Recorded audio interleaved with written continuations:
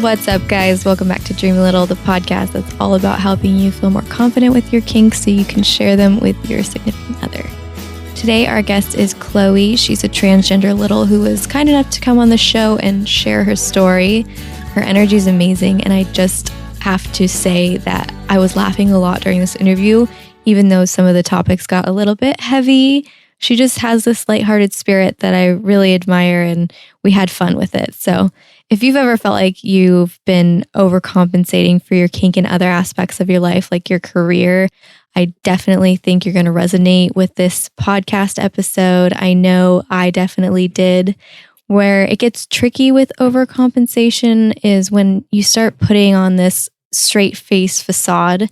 And we talk about this later in the episode, but I just want you to know that it's totally okay to admit that you're kinky on whatever level you're comfortable with to your partner, even if you're not ready to fully commit to telling them everything you're into.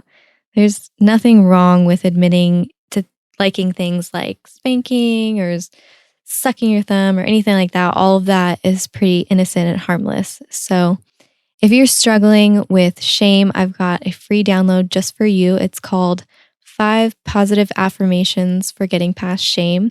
As you can probably tell from the title, it's 5 affirmations, but I also added in some tips and some inspiration to help you along the way. If you want to get access to these 5 affirmations, just head over to the episode summary at thelittlelounge.com/89 download. As always, I'll link to that in the show notes, along with links to Chloe's social media profiles so you can get in touch. All right, let's do it. Hey, Chloe, thank you so much for coming on Dream a Little. Well, thank you for having me, Lo. I'm like, full disclosure, when we got in touch, I was like, oh my God, you're super cool. And then you're like, hey, you want to go on the show? And I was like, yeah, that's really cool. And I'm also like, wow, this is awesome, though. Thank you for having me. You really think I'm cool? I mean, I don't think I'm cool, so anyone else is like super cool by my standards. So awesome. Well, can you tell us a little bit about yourself? Like, what do you identify as within the ABDL community? Absolutely. So I identify as mainly a little, so ABDL little, but I kind of I mentioned that I'm like ABDL little with like switch tendencies. Most of the time I feel little, but sometimes I feel more like the mommy role a little bit. But as in like ABDL, like I'm total ABDL, I kind of, when I get in little space, it's like super, like probably 18 months to like, maybe 2.5 years on a good day. So, I'm like full little mode sometimes. So pretty little. Oh, super little, like tiny baby little. So. All right. So how did you find out that you were into this? Was it something you discovered later on in life, or what? Like, how did you figure out about the ABDL community?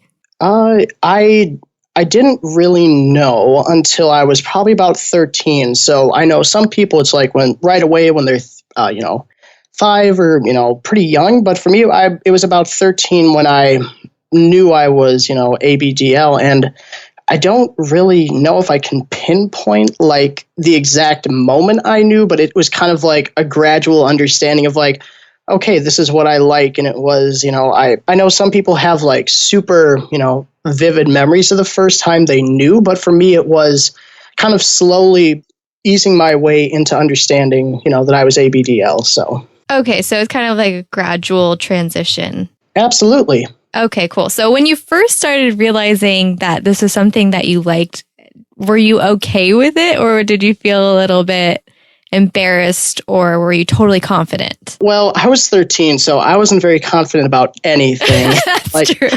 But it's like, no, I remember being like super, super ashamed, like, I mean, even up until like a couple years ago, like I remember it was the first, probably from the age of like 13 through 21, 22, I was, and that's only a couple years ago, I was super like ashamed, and it was something that I like buried really deep, and, it was like super scary for me. And it was like, I didn't understand why I felt this way. And it was like super taboo even for me. So I can totally relate to that. So was there anything that kind of helped you come to terms with it, or kind of become more accepting of yourself?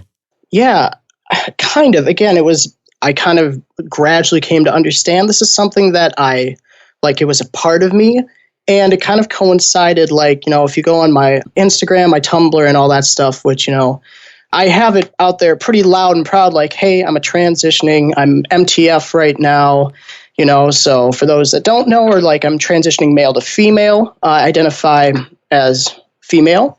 So a lot of it was as I got more comfortable with my gender identity and understood what that was, I felt like the ABDL part of me was, kind of that thing in the back of my head that all this time I had kind of known. And I guess, as I was transitioning and as I continued to transition, the ABDL part of me became more and more a part of my life. And honestly, I've loved it. It's been unbelievably rewarding and relaxing, and I feel so much better than I did a year and a half ago. And a big part of that is being comfortable not only with the gender, but with, identifying as ABDL and slowly coming to terms with that too. Awesome. So have you shared this with someone special? Yes, I tried to, and it didn't go the best. Wait, we got to know. I need to know, how did it go? Why did it not go well? I always love hearing about this. Yeah, so I was in a pretty long-term relationship for about, I would say 3.5, 4 years, from the time I was 18 through, the time I was 21, in that kind of range. So I was in college and, all this stuff. And, I was with her for a long time. This is back when I was, kind of pushing away the gender identity portion. I was I'm not allowing myself to feel, how I want to.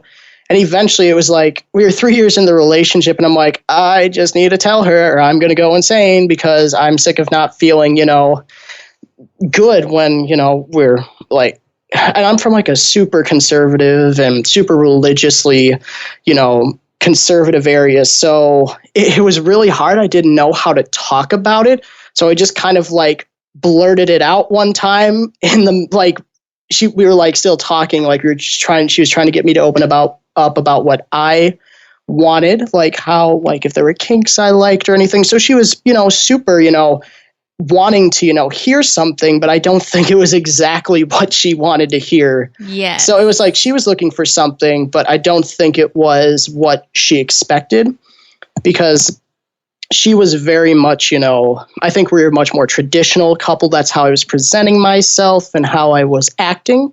So to have this thing come out of left field where I was almost associating my gender identity with a kink because I was so everything was going crazy in my head and I didn't even know how to process it, and it just kind of came out and it was oh no, and it's oh no, as soon as I said it, I'm words please come back. I didn't, and it was just a very and she was, I think the word disgusted was used a couple times. I was ooh, this didn't go so well, but it just, there were signs before that, but it was after that I'm okay, if I'm, thinking like this and having these kind of feelings, maybe I should, we should reevaluate, where we are. But yeah, I've only ever tried to talk about this once with a partner, and it wasn't the best when I did. So yes. Okay. So when you opened up and I totally understand. You're word vomit. You're oh, no, come back.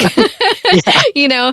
And you really regret opening up. And I've never had someone tell me that they were disgusted by it. So that must have really hurt. Yeah, it's not, I'm a very, and I'm trying to think how to explain it because and I think I've heard you talk about this too on the podcast, we almost overcompensate the other way because I know how I am in vanilla life is I'm super mature. I'm responsible for, managing people. I'm a super, I'm a really out there person who looks like they have their stuff together. And then and you do. Well, it's nice of you to say that, but then you go into this space and it's just for some people they don't understand that just because it's the outward appearance, it's hard because it seems like they're rejecting part of you that you were finally willing to open up and share, and it just didn't click. And I don't know how to put it other than it was just okay, this yeah, this is just not going to work after this. Like, and it's not like the kink was the end all be all of this is, the relationship. But I was like, okay, if you can't accept this part of me, I don't think you're going to be able to accept like the fact that at that time I was starting to question my gender identity. So it was like, I don't think you're going to be able to deal with that then. So yes, it was, totally. and it's not that they're like not gender identity isn't a kink, but if you're not willing to even meet me halfway and be like, okay, I understand you like to feel submissive, you like to feel little, you like to feel in a way like what is stereotypically traditional feminine, maybe it wasn't going to work out the rest of the way. So if you could go back in time, would you have told her earlier, or would you just not dated her? What do you think? I would never say I would not do something, because I think like we're the sum of our experiences, but I would have liked to have opened up earlier. I wish I would have been more confident and more obviously, you want to, I mean, I know so much more than I did when I started dating, and I would still want to tell her. I don't know if it would have changed the outcome, but at least I could have felt more confident in it, and it wouldn't have felt like this, taboo, very scary thing to talk about, instead of this is what I like, this is a part of me, and that's what it is. And I would have liked to have done that. Probably not word vomiting at her. Yes. But no, I would definitely have wanted to tell her. I think it's important to be open. So it's definitely a learning experience when you wait that long to open up to someone, and then you realize when they reject it, you're like, well, that just opens your eyes and shows you, well, maybe, someone else will accept me in my different kinks, Yeah, absolutely. So it seems like you said something like you led her to believe that you were kind of straight-laced in a way, like, you were conservative and all this stuff. Had you mentioned any kinks prior to that? Or hinted at like, I'm a little kinky, or I'm a little... In no way had I done that. Like I had been like super, she had been trying to get me to open up, because I'm the type of person who, and my therapist will say that you need to take time and like tell other people what you want. And that for me, that was kind of scary for a long time. So I always like asked other people, like, how do you feel? Like, what do you want? And eventually I think she got frustrated of like answering that all the time, and was like, hey, you need to tell me something too. So, and I was just like presenting this straight-laced, this is who I am, I'm a traditional person. I want to be a part of your life, very much from where it's very much the thing to do where I'm from. So I was trying to fit into that, when obviously, looking back, I'm not that. So yeah. Well, I'm assuming that your therapist is local to where you are, right? Absolutely, yes. So I'm just curious, because I've never opened up to a therapist about my ABDL side. And I'm just curious if your therapist knows, or you've told them.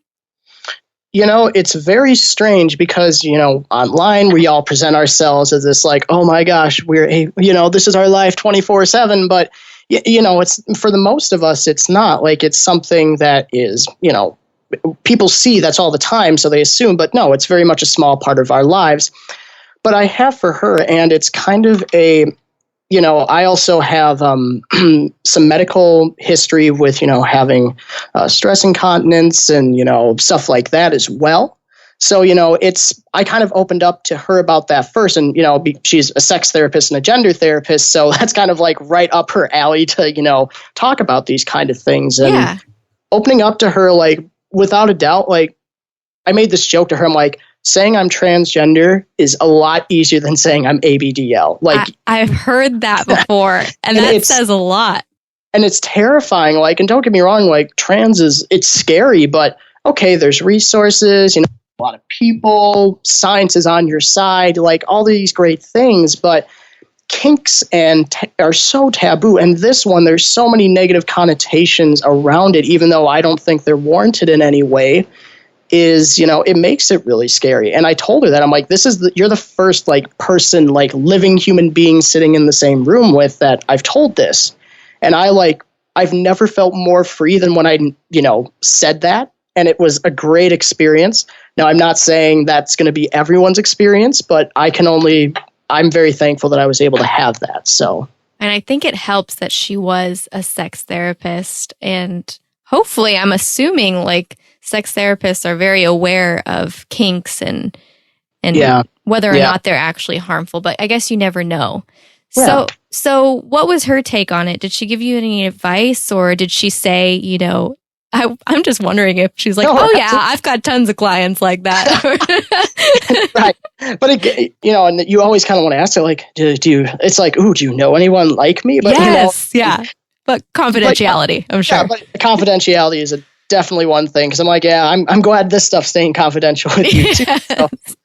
Except for with everyone on the show right now. Yeah, like except everyone on the show who, now they know my voice and my social media. But, she just said, she's like, the one thing to know about kinks and about, for me, I mean, if I'm not diapered 24/7 because of like, it's just it's a safety net for me because like, like I said, I do a lot of work where I'm very much a leader in an organization and I work as an LGBTQ activist and I do all these other things. So I need to feel confident and, safe. And that's my kind of safety net because I don't want to obviously, if people think it's cute for kink, that's something that like in that situation, it's fine.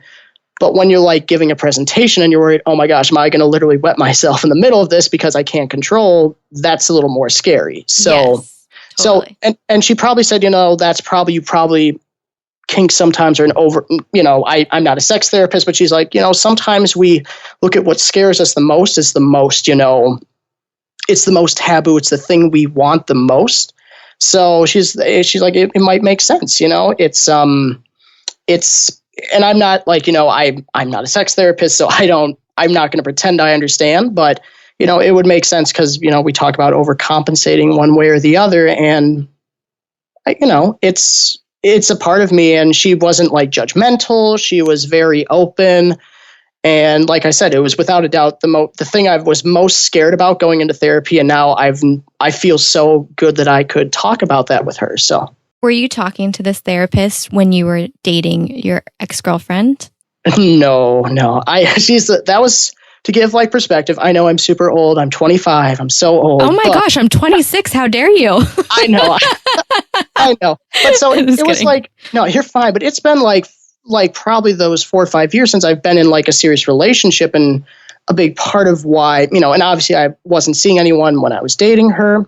I kind of wish I was, but I haven't been in a serious relationship since. So I haven't really been able to apply any of the therapy that, I've been having to a partner.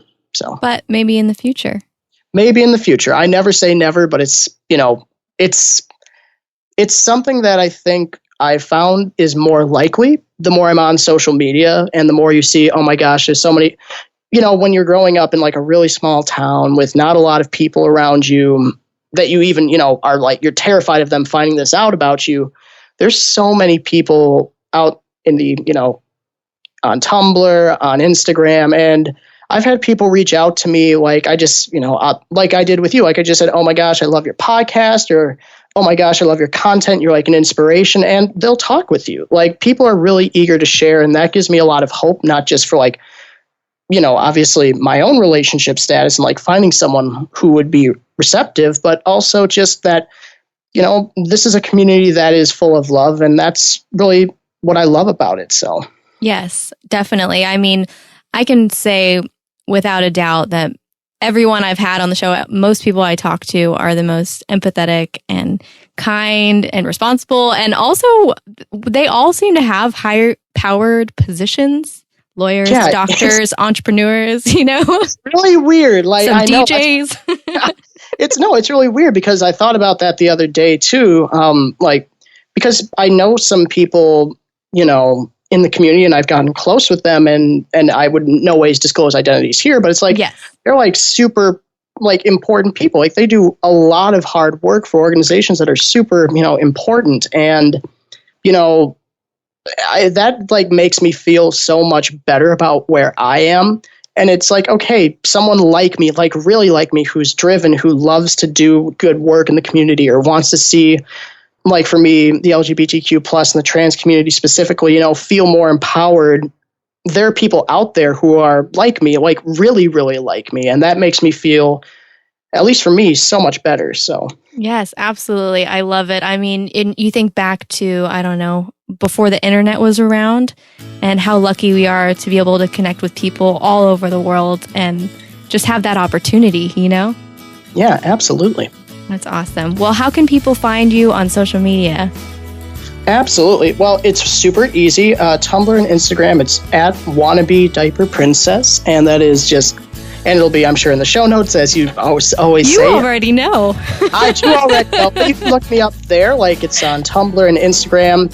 And then my Twitter, which I'm setting up over the last couple days. I don't even remember what my tag is, so I sent it to you so you can put in the links I too. will be sure to update that in the show notes. Well, thank you so much. No, thank you, Chloe. It was a pleasure talking to you, and let's definitely keep in touch. Absolutely. All right. Bye. Bye. This episode was sponsored by Patreon. If you'd like to support this show while also getting cool rewards like early access to new episodes, one-on-one phone calls with me, and access to a community of like-minded people, check out patreon.com/dreamalittle.